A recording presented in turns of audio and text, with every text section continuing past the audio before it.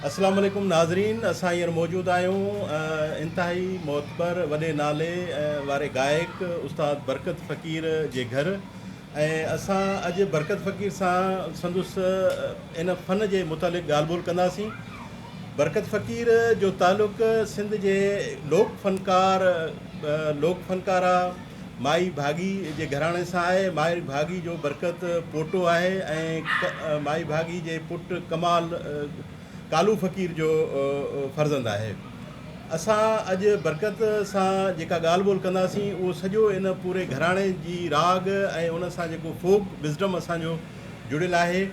माई भागी जीअं त थर सिंध हिंद ऐं पूरी दुनिया में लोकगीतनि जे हवाले सां इलाही मशहूरी माणी ऐं हुन जा इलाही सारा गीत खड़ी नीम के नीचे हूं तां हेकली या मोराणे जा मीर वागूं वतन ते वार या समन साईं मां त गोली ग़ुलाम तुंहिंजे दर जी या भिट जा भिटाई भिट ते वसई नूर मुंहिंजूं तो पुॼायूं।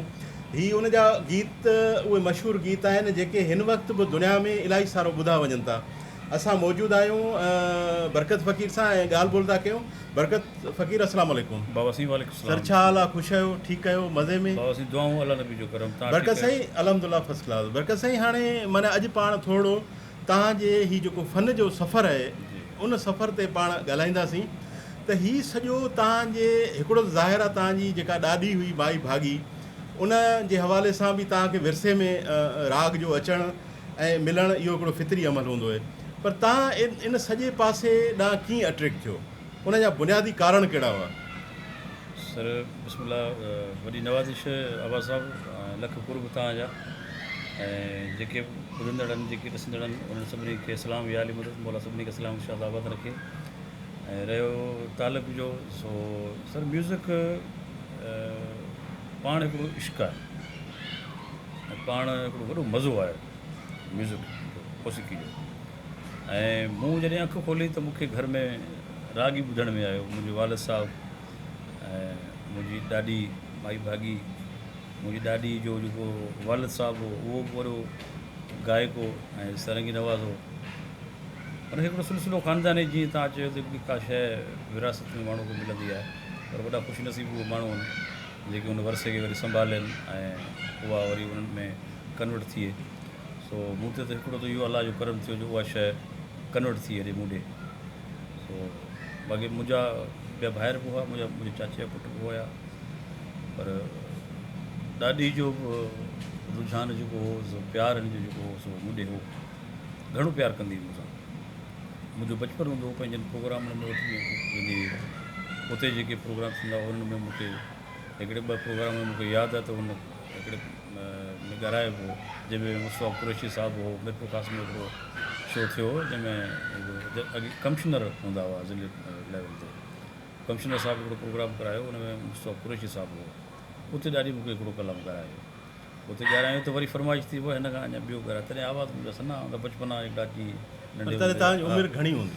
सर मुंहिंजे ख़्याल में 9-10 साल। ऐं उहो तव्हांजो पहिरियों आइटम हुयो जेको सर बिल्कुलु आन माना माण्हुनि जे साम्हूं स्टेज ते? बिल्कुलु।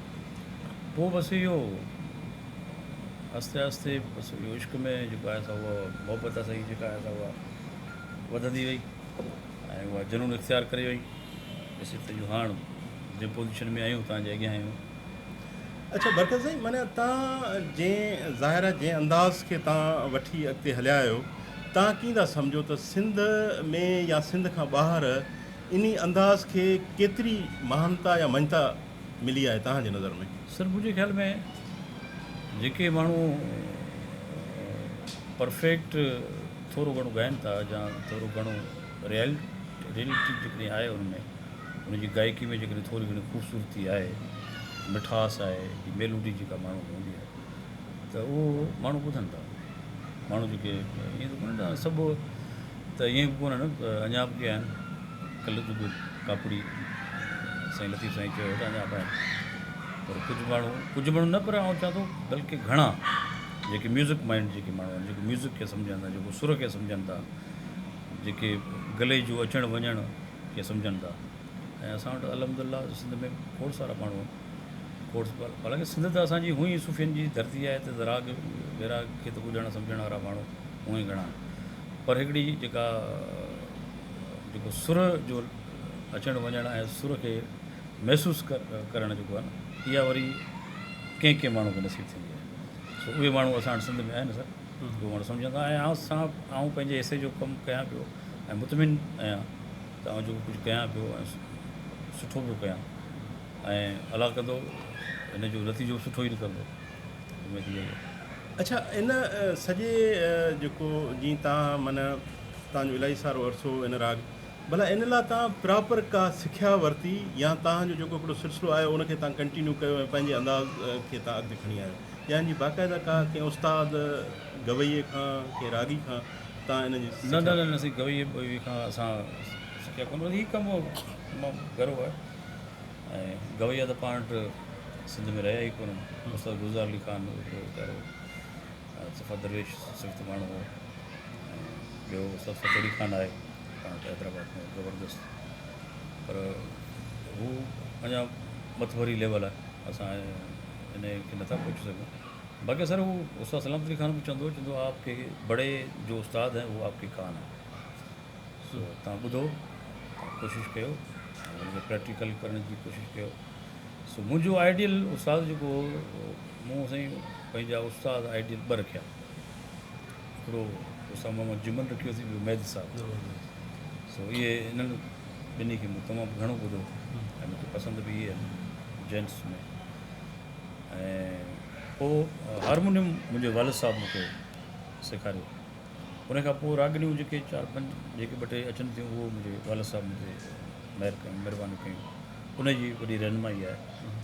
ऐं मुंहिंजा आइडियल उस्ताद जेके आहिनि इहे उस्ताद मोहम्मद जुमन ऐं मेहदी साहब आहिनि, इन्हनि खे ॿुधंदो आहियां घणो, उन खे ई फॉलो करण जी कोशिशि कंदो आहियां। अच्छा बरकत साईं, माना हिकिड़ो मुंहिंजो इहो तव्हां खां सुवालु हूंदो त तव्हांखे कहिड़ो एज फैक्टर घणो अट्रैक्ट करे थो, माना तव्हांजे राग खे ॿुधे थो, तव्हांखे दाद ॾिए थो, ऐं तव्हां सां गॾु जेको आहे सो ज़ाहिर आहे हिकिड़े फ़नकार खे जॾहिं दाद मिलंदो आहे त हू इलाही इनकरेज थींदो आहे।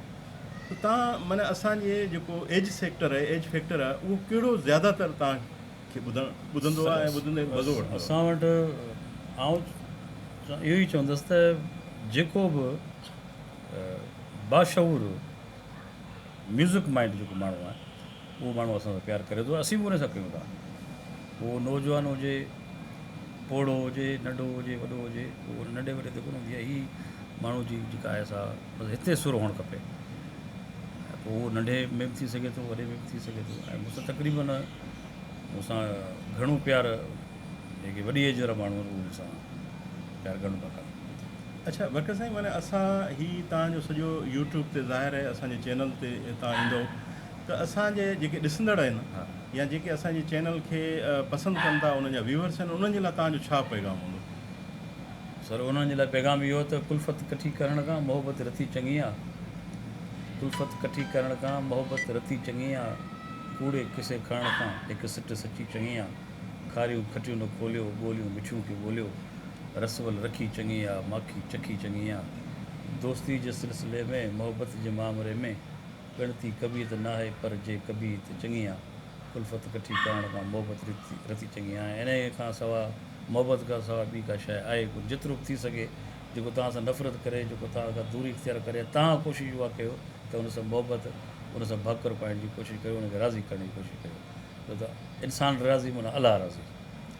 ज़बरदस्त बरकत साईं सां जेका असांजी ॻाल्हि ॿोल रही, मोहबत ज़ाहिर आहे, मोहबत करण सां समाज में हिकिड़ो जेको आहे मोहबत जो या जेको ॻंढापे जो हिकिड़ो सिलसिलो हूंदो आहे, नफ़रतूं ख़तमु थींदियूं आहिनि, उन करे मोहबत खां मथे का बि कोन्हे। ऐं असां हिकु दफ़ो वरी उस्ताद बरकत जा इंतिहाई थोराइता आहियूं जंहिं असांखे अॼु टाइम ॾिनो ऐं असां सां इलाही न सिर्फ़ु रुॻो ॻाल्हि ॿोल कई पर असांखे इलाही सारा एटम जेके आहिनि से हुन ॿुधाया, जंहिंमें गज़ल, गीत, उर्दू गज़ल ऐं उन खां अलावा थरी जेके आहिनि से गीत बि असांखे हुन ॿुधाया। ऐं नाज़रीन, असां तव्हांखे गुज़ारिश था कयूं जेकॾहिं अव्हां असांजो यूट्यूब चैनल सब्सक्राइब न कयो आहे त महिरबानी करे असांजे यूट्यूब चैनल खे सब्सक्राइब कयो ऐं उन सां गॾु बेल जे बटण खे जेको सो प्रेस कयो। तव्हांजी वॾी महिरबानी।